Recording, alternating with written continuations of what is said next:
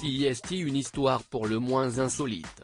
Un footballeur, bien connu des amateurs du championnat de France, vient d'être exclu de sa sélection nationale en raison d'une sextape. On le sait, le football est le sport le plus populaire de la planète et les scandales sont légion, mais l'histoire qui est arrivée à un ancien joueur du championnat de France sort de l'ordinaire. Depuis plusieurs années, lorsqu'il s'agit de scandales extrasportifs, il faut plutôt se tourner vers le Paris Saint-Germain, mais cette fois-ci, le club de la capitale n'a rien à voir dans cette affaire. Elle concerne un ancien attaquant des Girondins de Bordeaux, passé au club de 2019 à 2022 et qui évolue actuellement en Angleterre.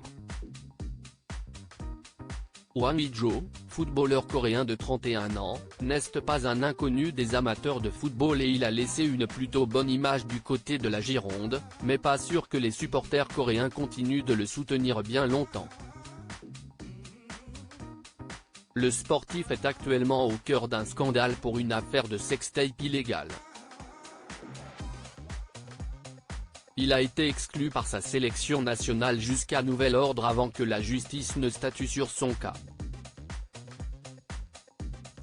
Nous avons décidé de ne pas sélectionner Hwang Ui-jo pour l'équipe nationale jusqu'à ce qu'une conclusion claire soit tirée sur les faits, a déclaré le comité d'éthique de la Fédération coréenne de football dans un communiqué, avant d'ajouter, considérant le fait que le joueur fait l'objet d'une enquête en tant que suspect, il lui est difficile de mener à bien les activités normales de l'équipe nationale.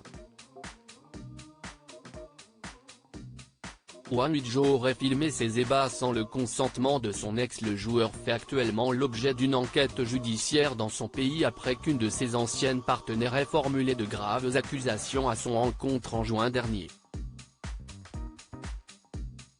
La jeune femme s'était exprimée sur Instagram, accusant l'ancien attaquant bordelais d'avoir filmé leurs ébats sexuels sans son consentement. Des accusations que récuse Hwang Ui-jo, qui a, de son côté, porté plainte pour chantage et diffamation à l'encontre de son ex. L'avocat du joueur a plaidé le vol du téléphone du Coréen, au moment où il évoluait du côté de l'Olympiakos, en Grèce. Ce dernier a d'ailleurs été interrogé dans cette affaire fin novembre. De son côté, le sélectionneur de l'équipe nationale coréenne, Jürgen Klinsmann, n'a pas souhaité trop s'avancer sur le sujet. Je comprends parfaitement la situation actuelle et je respecterai la décision de la Fédération coréenne de football, a déclaré l'entraîneur allemand.